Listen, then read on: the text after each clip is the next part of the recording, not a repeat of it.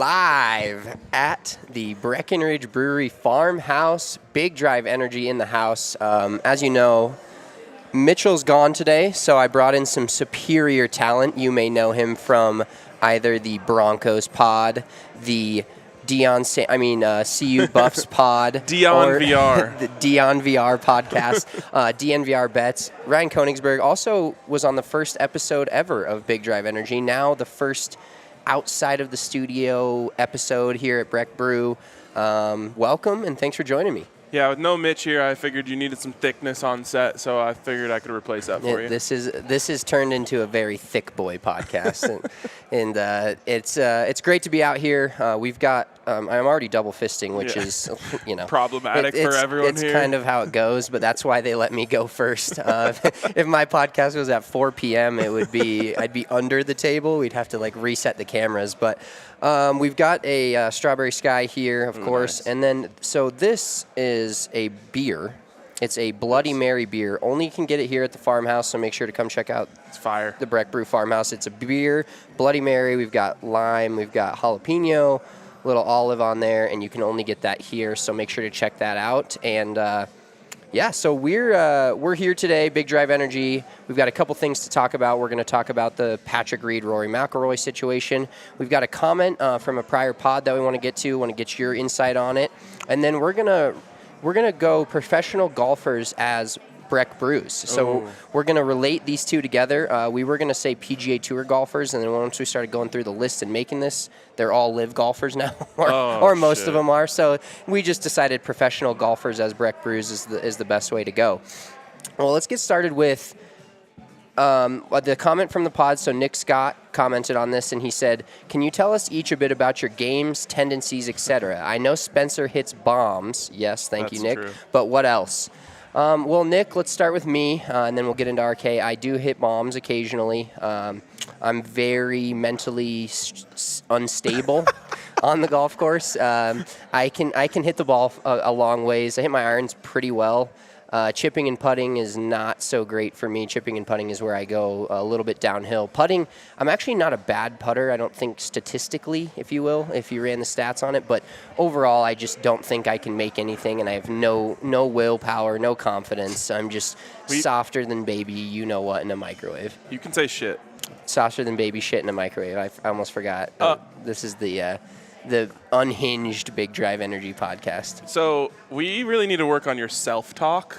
I've been trying to work on that with you because you can make putts, but you stand over every putt and say, I have no shot of making this, and then that takes down your percentage by 30%. Yeah, and if you've seen Will Zalatoris and his putting stroke, that's me. It's it's like a full-on 7 movements in one when it should just be one swift back and through, and it's just not for me. I don't know why I like to make it harder on myself, why I like to not believe, but usually it's the putts that I think I should make that ends up being worse when I don't make them, and the putting stroke just gets into a full seizure, basically, is the best way to describe it. One thing that I love about Spencer's game, and this is a big requirement for people that I'm going to play a lot of golf with, is even if you're playing bad, you do a really good job of keeping it inside. I'll see it in your face, but you don't let a bad round for you affect everyone in the group, and that is number one quality of anyone I play with, because a lot of people are oh shit,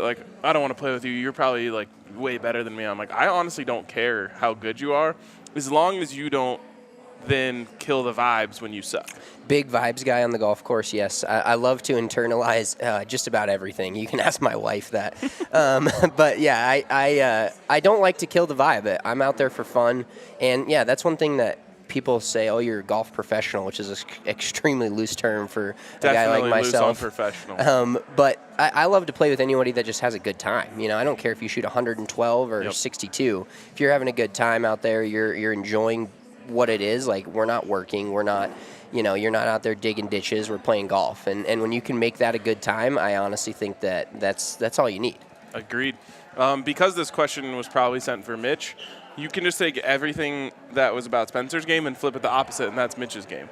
That's pretty true, yeah.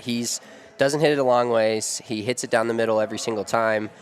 He's crispy with the wedges. He makes everything inside of 6 feet, seemingly, that he looks at.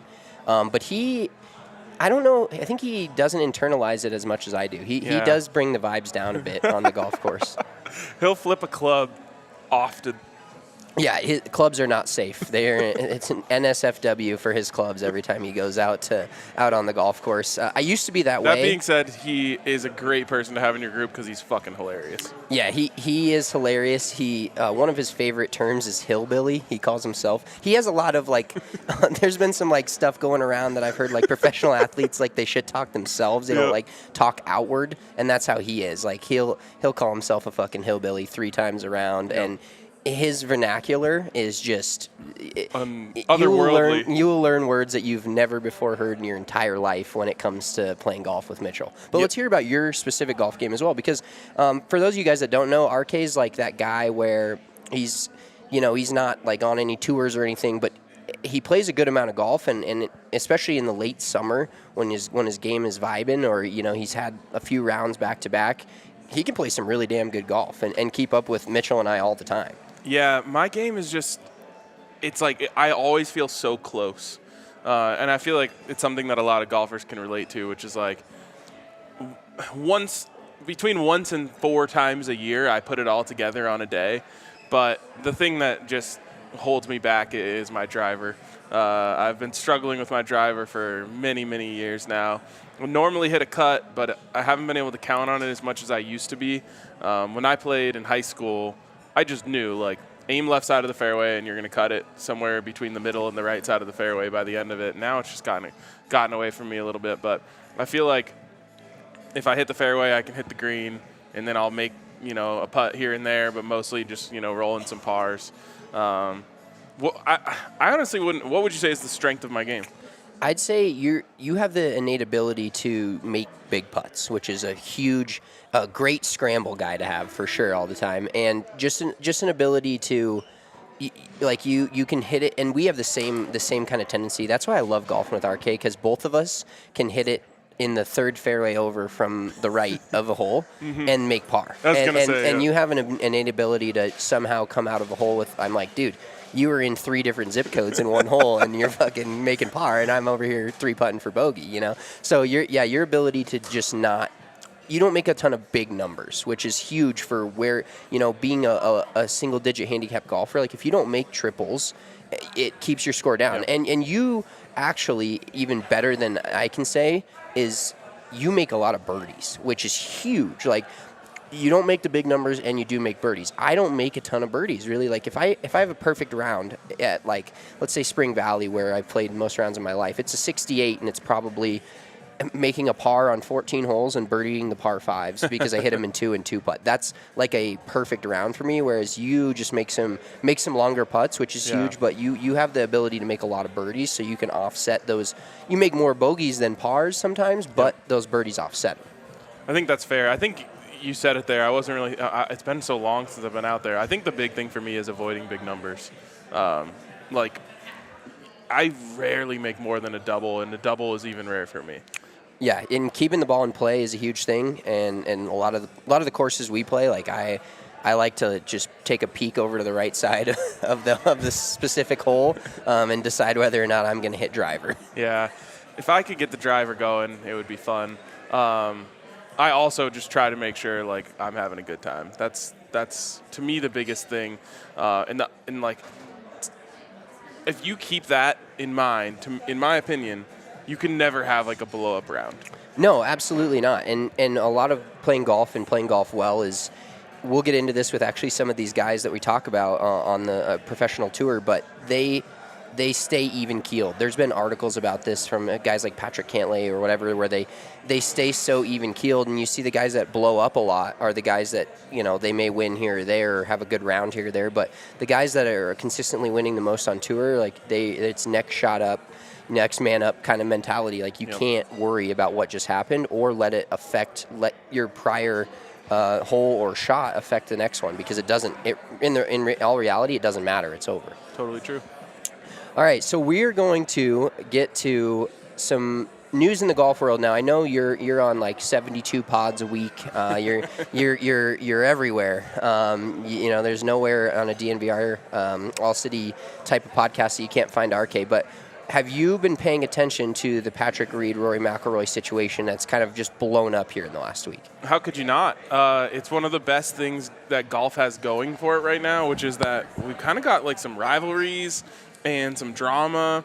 And if you think back on it, like at least as I remember it, when we were kids, like there wasn't a lot of this stuff going on in terms of there was that Tiger Phil rivalry, which was obviously incredible, but it was kind of like friendly. Mm-hmm. Now we're finally getting some like unfriendly rivalries in golf and this sort of drama. And I actually think, I'm sure there's a lot of traditional golfers who hate it. I actually think it's great for the game. No, it is. And it all kind of circulates around the Live Tour, but mostly just the idea of golfers being more themselves, which can be a good thing, can be a bad thing, depending upon how you look at it. You know, they say for some people, any pub is good pub.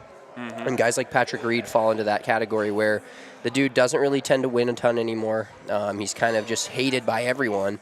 And he decides to tell Rory McIlroy and his team, if you will, Happy New Year on January 23rd, which is a little misplaced, of course. Mm-hmm. But then throws a tee at him. Rory claims he didn't see it, which he probably didn't. I mean, if you look at the video, he didn't even look up. Like, he knew it was Patrick. And he was like, I'm not even going to give this guy the benefit of getting eye contact from me. Right, exactly. And Patrick Reed ends up going on to say, if you're going to act like a small child, you're going to be treated like one, which, look in the fucking mirror. Throw tease at a small child? Yeah. Children? Look in the mirror. But I do believe golf needs villains. You know, every other sport has villains, and golf is kind of one of those where like people look at it and they watch it and they're like, oh my god, this is the most boring sport ever. Well, if you hear some of the stuff that Patrick Reed has done, he served Rory McIlroy a subpoena on Christmas Eve at his own house. A guy showed up to his house and served him a subpoena for defamation of character, and basically for what Rory McIlroy said in interviews regarding Patrick Reed, the Live Tour, etc. And what did he say?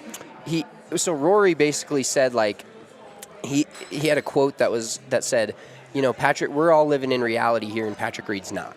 And that's defamation of character? No, that was regarding what happened. Basically, Patrick Reed is grasping at any straw he can get right now to say that other professional golfers are bringing him down from an aspect of, you know, this guy is just a joke. He's got a Use Golf Facts, his wife's burner account that tends to defend him from time to time, and then that got found out. Not as ironclad as some other burners out there, clearly. Not mine, apparently. But basically, everybody's just bringing Patrick Reed down, and so he is grasping at any straw he can to find ways to make money off of these people. God. His lawyer has to be, you know, their lawyers are no Backus and Schenker level lawyers. They've got to be just like, this guy is the worst in the world to work with. Wow. I mean, he just sucks so much. And the thing I think, if I was him, I would kind of lean into this. You know, you have a character now. Yeah, and I think he is. You know, there's always a villain in every movie, and he's the villain of professional golf right now. And Bryson DeChambeau's got to be loving it. Nobody even talks about him anymore because Patrick Reed. But you're also going against maybe first of all, the most staunch PGA Tour supporter in Rory McIlroy, a guy that very few people in the world can say that they don't like, and if they do, there's no basis behind it. Right. And you're attacking him because because you're grasping at any straw you can that he attacked you and tried to bring down bring you down in a defamation of character suit when your character is already very low as it is. Right, exactly. You've done enough damage to your character. Yeah, no can one you else sue has yourself? To do anything. He should. He probably should sue himself because of his own defamation of character. So first of all, I do believe it's good for golf. As much of a pud as he is, I think it's good for golf that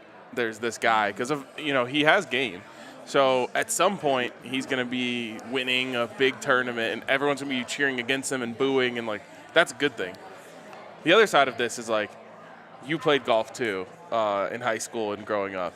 And, like, this is, like, there's so many people like Patrick Reed that you cross paths with in the golf world, and it might be the worst thing for golf. 100%, because he's not only is he a douchebag, that's very clear at this point, but he's also a cheater. He's gotten caught cheating multiple times. Just the thing that everybody doesn't like in a golfer. Like, if you could build the worst golfer, like pudgy body, stank face, cheater, asshole, everything that He's you also can the put. guy who cheats but then would call you out like, hey, did you make sure you lined that up when you moved your ball marker? Like, Oh yeah, I think you push that an inch forward. Yeah, he is the epitome of the guy everybody hates in the golf world. And I do think that as long as he doesn't continue to win, now that he's on the LIV Tour, wins don't really matter as much anymore, especially to the general folk in the golf world. probably why he's there. He in money as well, obviously. That's what I mean. You get paid, you don't have to win. Yeah, exactly. And he doesn't care about his game on the course anymore, but he off the course is now the most talked about person in the golf world, essentially, and he gets it from all angles, whereas everybody else, like, he is the villain to multiple people. He's not like the villain to just Rory. It's the PGA Tour. Even guys on the LIV Tour don't like him. No one likes him. Yeah, no. Does he have any allies? His wife, and that's and maybe his lawyer. His lawyer is even rolling their eyes like, really? Yeah, they're like, oh, we have to. Oh, it's Patrick Reed calling. Let's skip this. I'm busy right now. Sorry, I don't have service. Yeah, yep, no service up here in the mountains.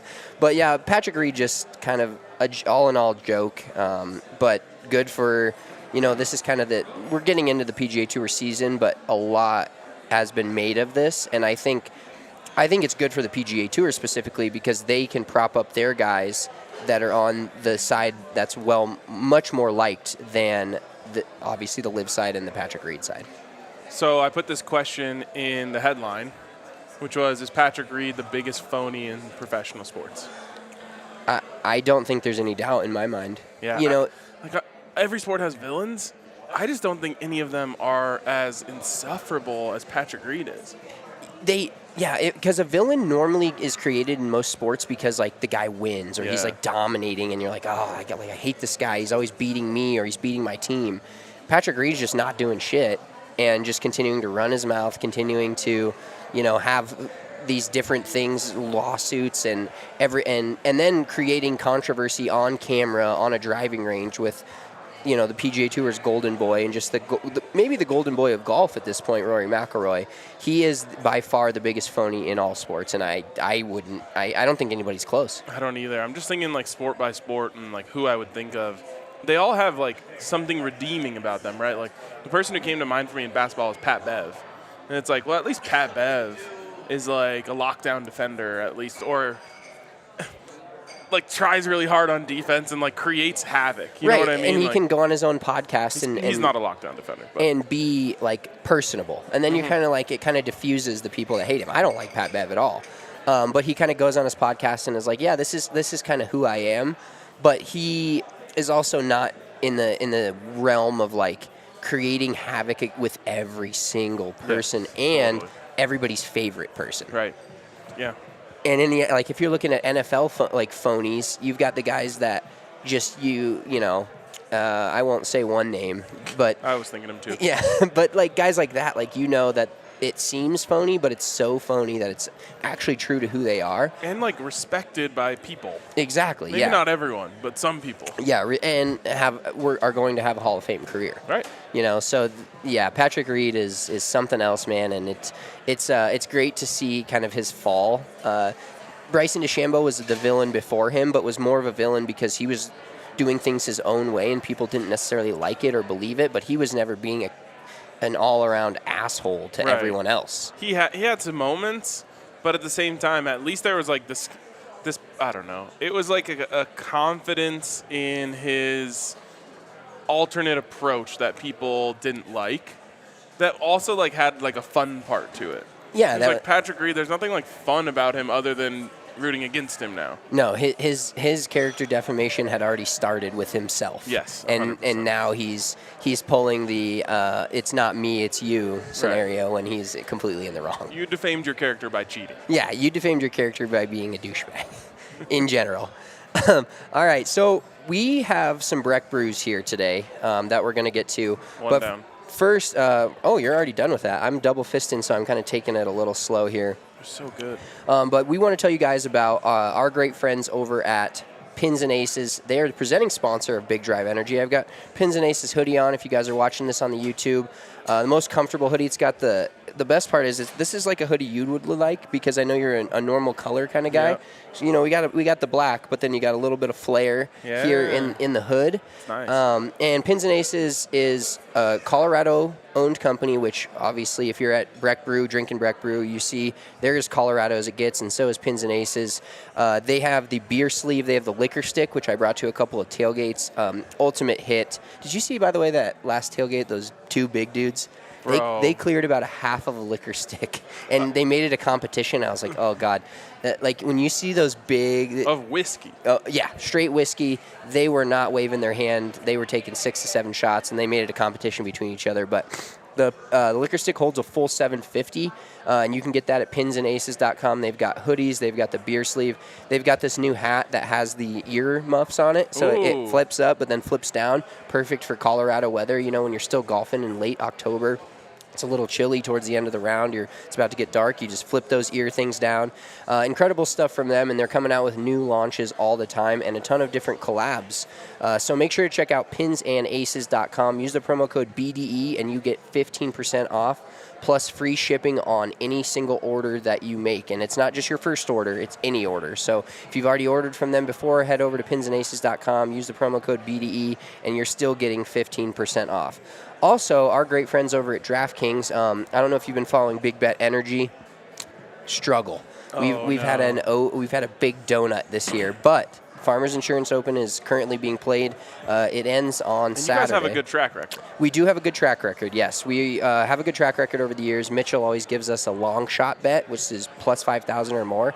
And I think he hit 2 winners in back-to-back years. So basically that's 50. That pays for your whole that's 100 year. units. Yeah. I was going to say that pays for your whole year of golf betting, or maybe just all betting. Exactly. So we try to hit the long shots. Mitchell's usually pretty good at finding those, but we do have some golfers in the top 10 and top 20 this week that are looking to kind of reform us this year, because we've had a rough start to the year. But there's also 4 NFL teams left, 2 conference championship games, and only a few more shots to win big on the playoffs with DraftKings Sportsbook, which is an official sports betting partner of the NFL. Super Bowl 57 is right around the corner. You can bet $5 and get $200 in free bets instantly.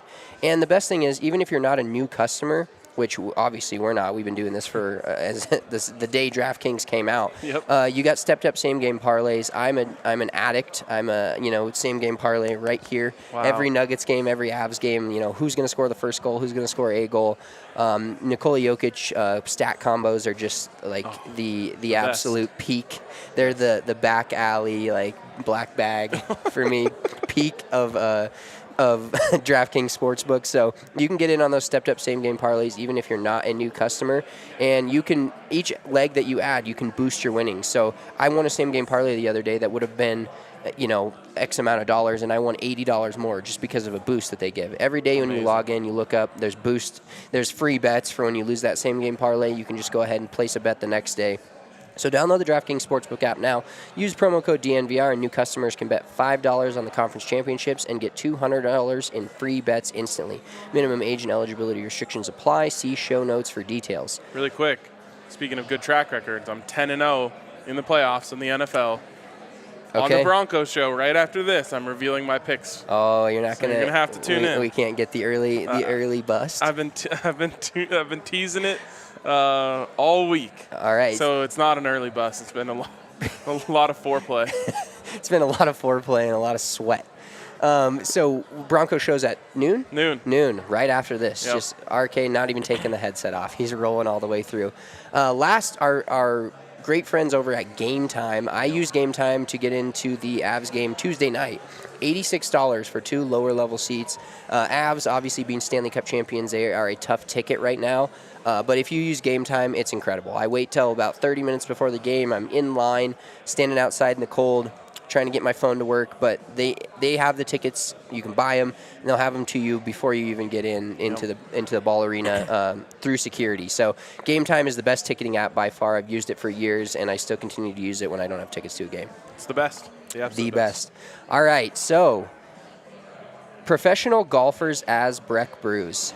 So we're going to start out with the one of the famous Breck brews, the agave wheat. It's an unfiltered ale with agave nectar, and we chose Abraham Answer.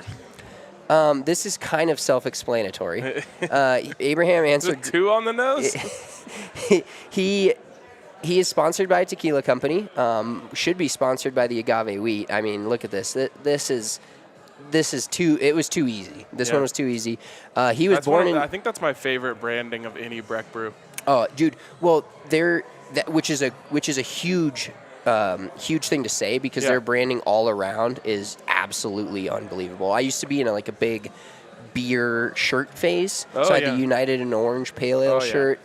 If you come down to the farmhouse, they've got a little pro shop. We'll use the golf term pro shop in the front, where you can buy hoodies, T-shirts, any of that kind of stuff. So it's awesome what all the different branding they do. So to say that's your favorite, that's a big get. But yeah, Abraham Answer was born in Reynosa, or he was born in Texas but grew up in Reynosa, Mexico. So that one kind of just fit. The next one we've got is the Buddy Pass. So the Buddy Pass Ale, it's a whiskey barrel aged imperial oatmeal stout. So have you drank this? Yes, I have. It is. That thing hits different. That hits extremely different. So the Buddy Pass is Jordan Spieth and Justin Thomas. That one is. Oh no, that's the vanilla porter. Nope. Still no. Still no. Still no. She doesn't have it. So Buddy Pass Ale, Jordan Spieth, Justin Thomas, they've been friends since they were 14 years old, played in the got invited to the Junior Evian Masters together. Man, she's throwing it back on you. She's saying you didn't send it. That is on me on that one. But kind of a crazy thing to see two guys as 14-year-olds be featured, have pictures together, and then be Ryder Cup teammates and just be best friends, and then taking on players in the match together now, which is a huge thing in golf. So Buddy Pass, that's just an easy one. But that beer does hit different. I call it Buddy Pass because it's like you're drinking for two. I like that. Yeah, that's a beer you can drink, and it goes straight into don't need any more of this. The next one we've got is the Fun Slinger, which is all right, Allie, you go back to that. The next one we have is the Vanilla Porter. So this one is actually kind of funny. So Vanilla Porter is a silky smooth sessionable beer. I love porters. I'm a big porter guy. But I went with Patrick Cantlay because... Smooth? No, he's super vanilla. He's the most vanilla guy on tour. Like, look at this outfit right here. It's kind of keen to an RK, all black. You calling me vanilla? Your golf. I feel like black is the opposite of vanilla. Just all the guy. I Googled pictures of Patrick Cantlay. Couldn't find one of him not in black, blue, white, or gray. Yeah. And pretty standard. Yeah, and actually the picture there is from an article where he had to explain why he rarely looks happy on the golf course. Oh, my God. So he's just about as vanilla as it gets. He's a Hugo Boss, Mutual of Omaha kind of guy. There you go. I will also say, Vanilla Porter, very smooth. Patrick Cantlay swing, very smooth. Very smooth. His putting stroke, I would kill for that. Next one we're going to get to here is the Nitro Irish Stout. Now, this is Shane Lowry to a T. He's also very stout. Yes, he's stout and Irish, so he fits this perfectly. Breck describes the Nitro Irish Stout as a smooth, cascading dry stout brewed with roasted Irish malts. In 2009, he won the Irish Open as an amateur, becoming the third amateur to ever win on the European Tour, and no amateur has won since then. So What's more Irish than winning the Irish Open? What's actually hilarious is that picture. That's what's more exactly. Irish. So he brought his that's his 2019 Open Championship trophy. Brought it to a local Irish pub and celebrated with the fans. That's like Zach Taylor going back to the bar in Cincinnati. 100%. Just a man of the people. Those Irishmen just know they get it. Yep. And what's funny about that is that that Irish Open that he won, since he was an amateur, he was dueling with Robert Rock. He ended up shooting a 62 during that week, but Robert Rock got to collect the full winner's paycheck because as an amateur, he can't collect any money. So Robert Rock ended up winning the tournament money-wise, but Shane Lowry got to go home with the trophy. Can you, declare pro, on Saturday night? I think you have to enter as a pro. Okay, That all right. Yeah, you're like, hey, I'm gonna win this tournament and I'm about to lose out on $500,000+. Maybe I'll just I'm do good. it now. Yeah, exactly. Put me in for pro. All right, next one we have here is the Funslinger Lager. Now, there's no one on tour more fun than our boy Harry Higgs. We were actually right next to him when he did this at the Waste Management last year. He's definitely slinging there. Yes. After he made birdie on the 16th hole at the Waste Management Open, took his shirt off, had a great time. This is not even Pro-Am practice round day. This is middle of the tournament. The absolute legend, Harry Higgs, and he knows what he is, and that's what I love about him. And the Funslinger Lager is actually a newer lager, a Breck Brew and Never Summer collab. They've got 6 snowboards, but Harry Higgs by far the most fun guy on tour, and he's slinging those man cans out there at for 20,000 people at the Waste Management. It was a beautiful thing. All right, next up we've got the Strawberry Sky. Now, is there anything more Strawberry Sky than Jessica and Nelly Korda? Let's just take a minute. I mean, strawberry blonde, right? Yeah. Oh, dude, like I saw this picture and I was like, oh yeah, there is nothing better. Now these two sisters are insane. So Jessica has 6 professional wins, 50 top 10s, and over 7.5 million in money earned in her career. Sheesh. And she is the lesser of the 2 Korda sisters. Nelly, who started her career in 2017 when Jessica started in 2011. Nelly's already eclipsed her in money won, 7.6 million. She's has 47 top 10s and 8 professional wins in 5 years on the LPGA Tour. Unbelievable. Also, shout out to Spencer for these amazing Photoshops. It's a really big gift for you. I am, as we can relate it to the golf, I am a weekend Photoshopper. Yes. If you ever see the bar graphics for DNVR, I do those, but it's very easy when you get to copy and paste shapes. Yes, there you go. And type in different words and different times. I'm pretty proficient at that, but when it gets to, cropping the specific beer out, not the best. I thought it was perfect. Not the best. So, what did you think of the Breck Brews as PGA Tour, or I shouldn't say PGA Tour, professional golfers? I think it was a good list.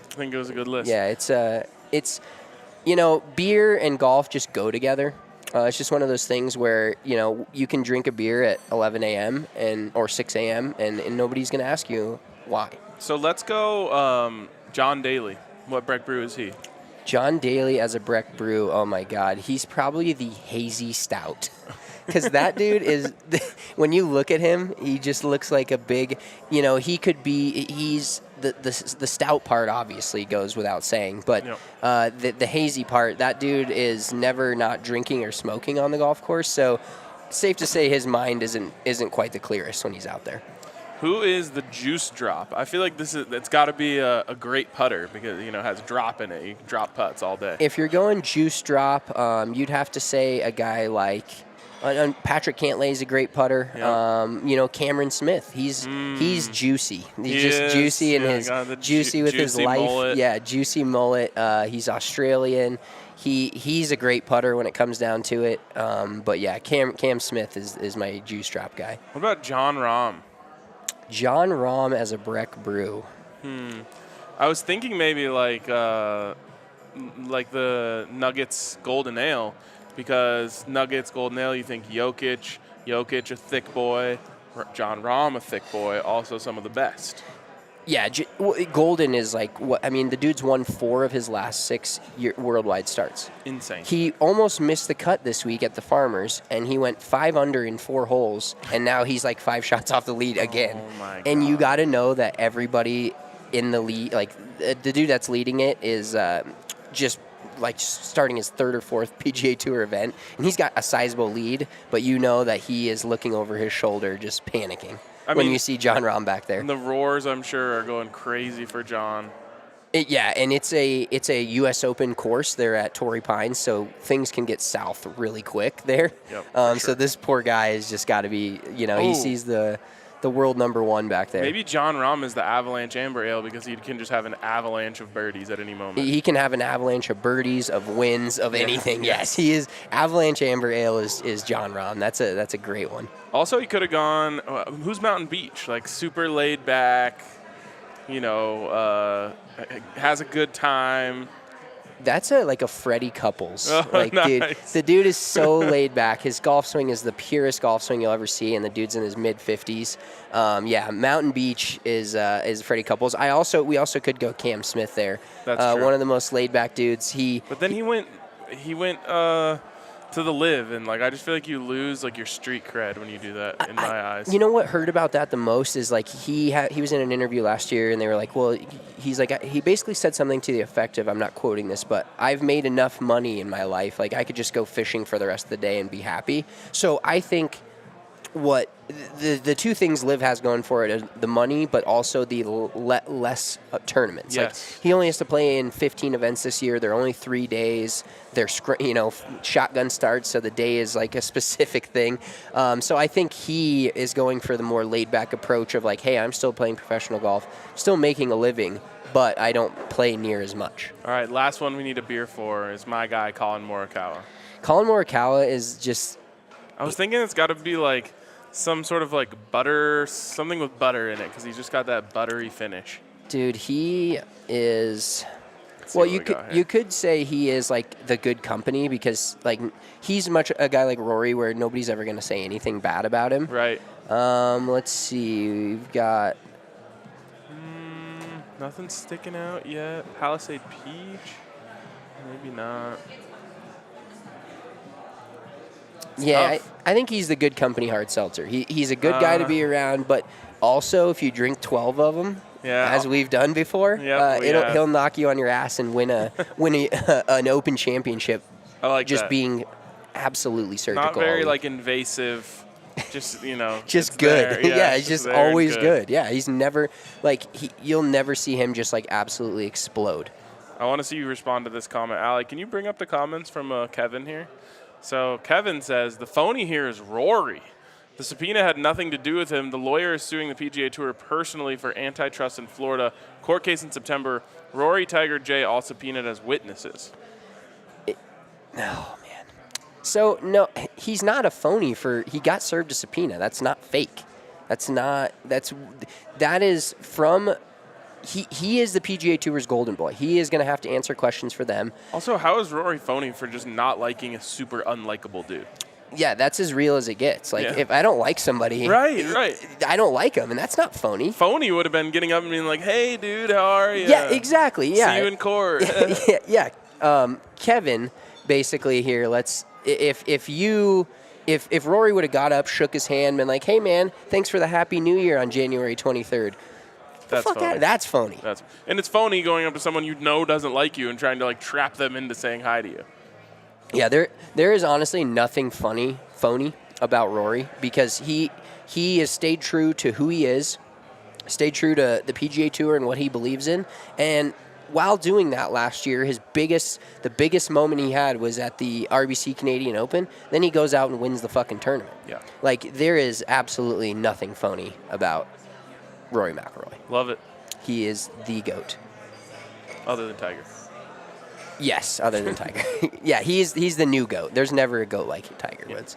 Well, thank you guys all for tuning in. Big Drive Energy. We are kicking off the day here at Breck Brew. Make sure to stay on the DNVR Sports YouTube. I think we're going till almost 6:30 tonight. Rocky show at 5:20. So make sure you're tuning in all day. We'll be live from this exact spot.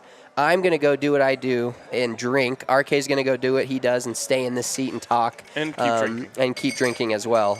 But I'll be behind the cameras. Thank you guys all for tuning in. Make sure you follow us on Twitter at Big Drive Energy. Follow us on TikTok at Big Drive Energy Pod.